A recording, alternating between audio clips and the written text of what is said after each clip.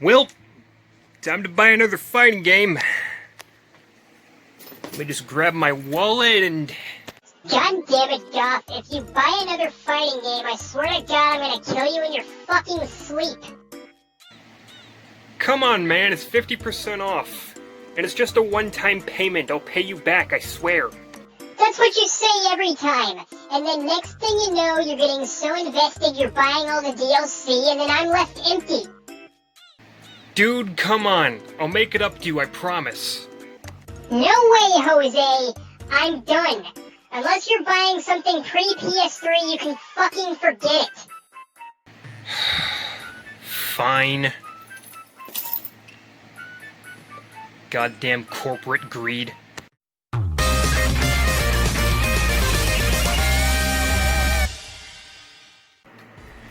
Greetings, folks. So I'm kind of a fan of fighting games. I mean, you may have noticed I mostly make Soul Calibur 6 videos, and I even occasionally talk about Super Smash Bros. Well, I recently got Dragon Ball FighterZ, and it got me thinking. I mean, it's a pretty good game. It manages to be a pretty good anime game as well as a pretty good fighting game in general. Combat's pretty deep. It's really not a bad game. I think it even made it to EVO, which is more than you can say for most anime games.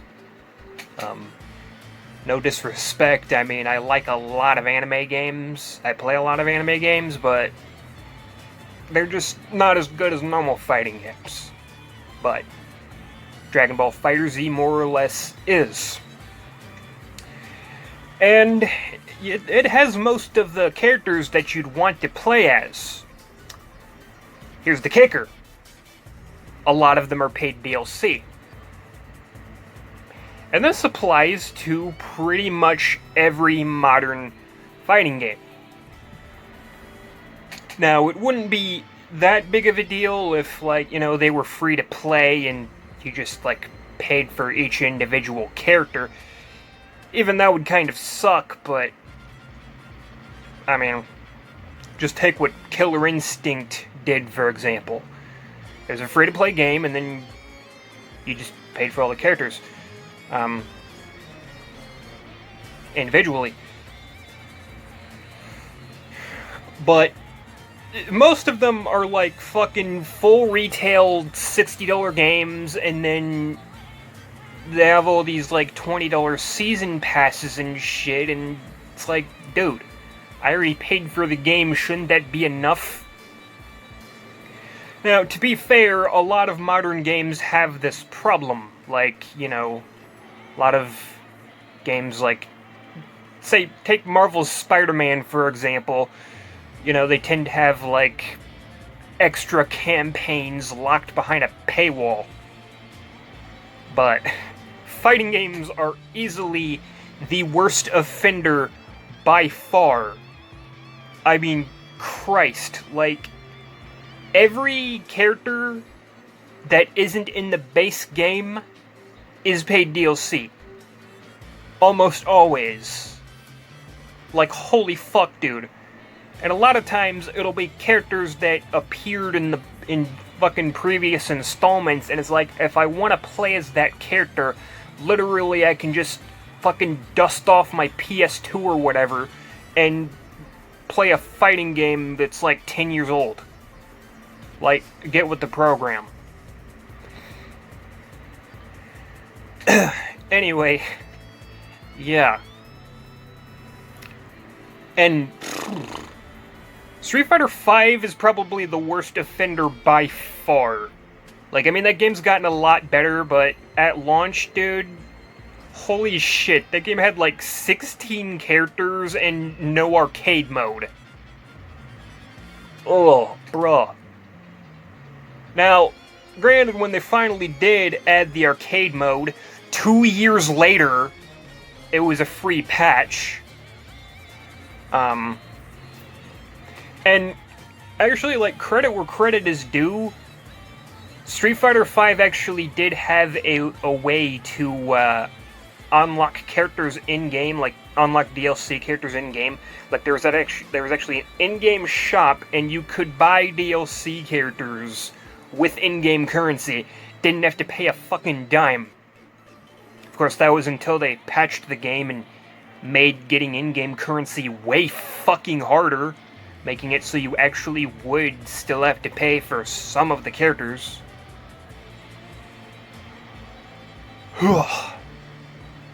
And don't even get me fucking started on Marvel vs. Capcom Infinite.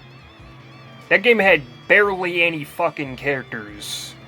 Okay, like, compare that to fucking Ultimate Marvel vs. Capcom 3. Bro. Or even vanilla Marvel vs. Capcom 3 for that matter. Like, the difference is night and day. If you've ever played MVCI, bruh, the character selection in that game is pathetic. Before I even bought the game, I looked up the fucking character select online. Like, looked it up on YouTube. And by the end of it, I'm like, that's it? That's all the characters? Are you fucking kidding me? That is... No, dude. No. Absolutely not. And the DLC didn't help much. I mean, sure, they added Venom, which was already in Marvel, who was already in Marvel vs. Capcom 2. I mean, all the other characters were brand new, but I don't know. Just really wasn't all that, man. Just really wasn't all that.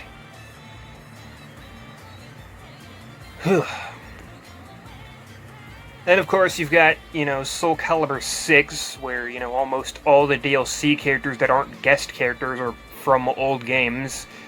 Granted, they do make it somewhat worth it, because they beefed up a lot of the characters. They have, like, a lot more combos now, and their moves are changed up slightly. So, not bad.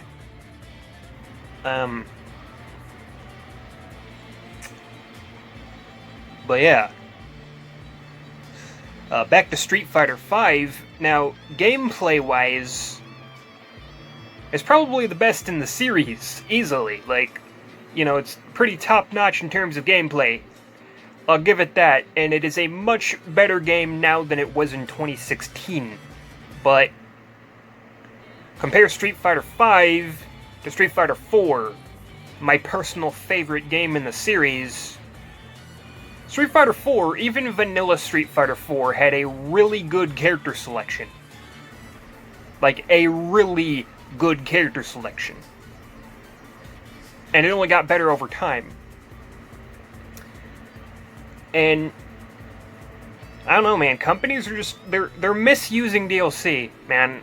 I feel like DLC should be used to make a good game better, not a bad game good. You see what I'm getting at here? Like, it's not every one of them, but so many modern fighting games just have the bare fucking minimum in terms of content, and then they just rely on patches and DLC to make it better over time. Like, dude.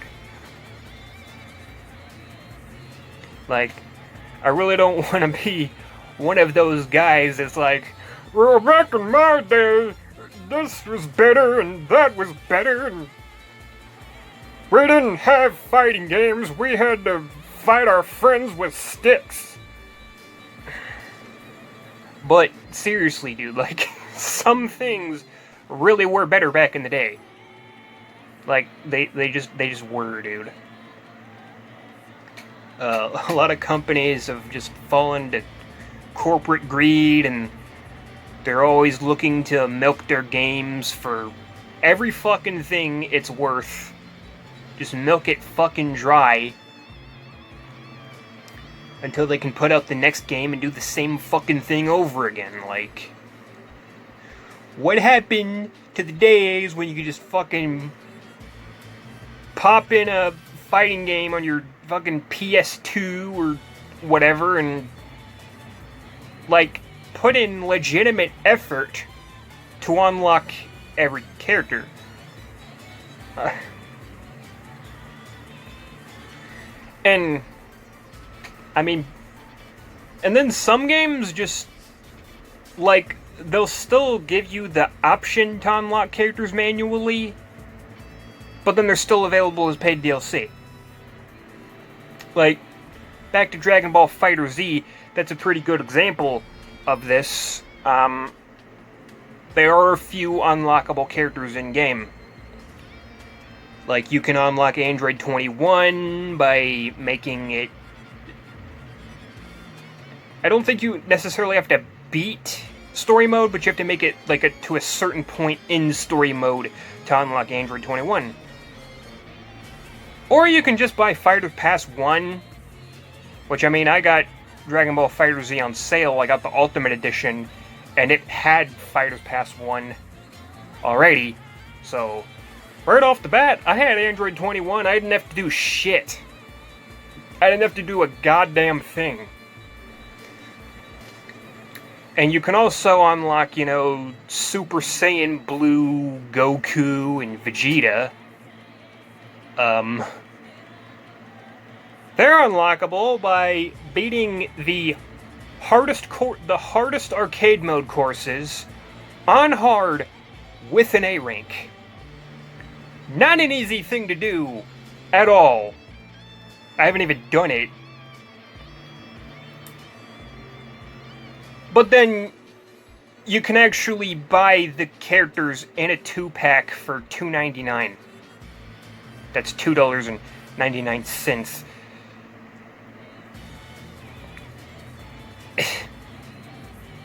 So, you know, there's your easy way out right there. And I'm pretty sure like 90% of people are going to take the easy way out and just lay down the cash. Like, you know?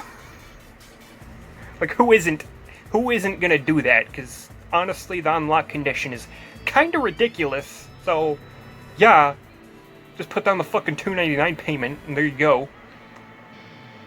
I mean, you can also buy them in the in-game shop, but you have to go to the online lobby to do that. Now, I've heard in the PS4 version you can access the online lobby, but I got the game on Switch, where the only way to get into the online lobby is to have Nintendo Online. So, you know, fucking pay $2.99 to just get the characters, or pay $20 to get into the online lobby. Pick your poison. Plus, you know, if you go the Nintendo Online route, you still gotta earn the in-game currency to get the characters, so it's much easier just to pay $2.99 for the character pack.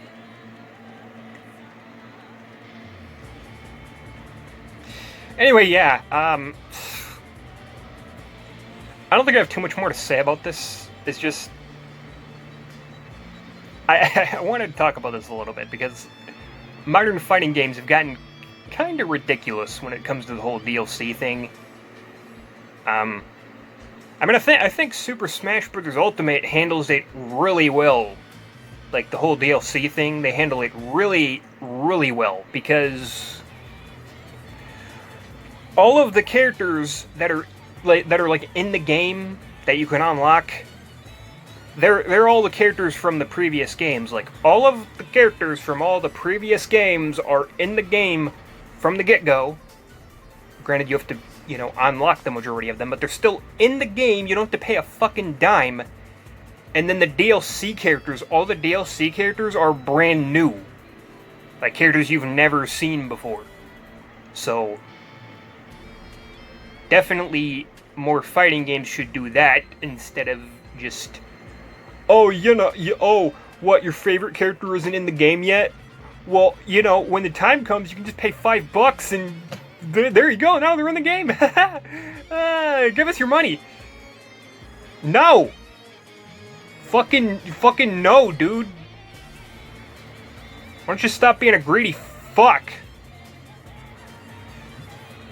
There's your here's an idea. Fuck. And then there's Mortal Kombat 11. As far as the way they handle DLC, I mean, it's alright. Like, most of the characters are new. Some of them aren't, but most of them are, you know, like Rambo, Spawn, whatever. Now, my problem with that one is the way unlocking things in-game works. Like, most of the modes, you can only play online. So that's another problem. A lot of games are very online-centric. There's some things you can only do if you're playing online. Which, I mean, not everybody has a stable connection. A lot of times when I want to go to the fucking PlayStation store or whatever, I have to fucking take all my shit in the living room because, like, there's like a long hallway and like all the internet shit is in the living room, and then my bedroom is like just there's a long ass hallway and the internet connection doesn't reach, so back here I'm just kind of fucking screwed. So yeah, that's my struggle. Granted, it's not everybody's struggle, but the point I'm getting at is not everybody has internet. So everything being so goddamn internet-centric, it's like, fuck, dude. Ugh. Anyway, I think I'm gonna end the video here. I think I've said just about everything I need to say.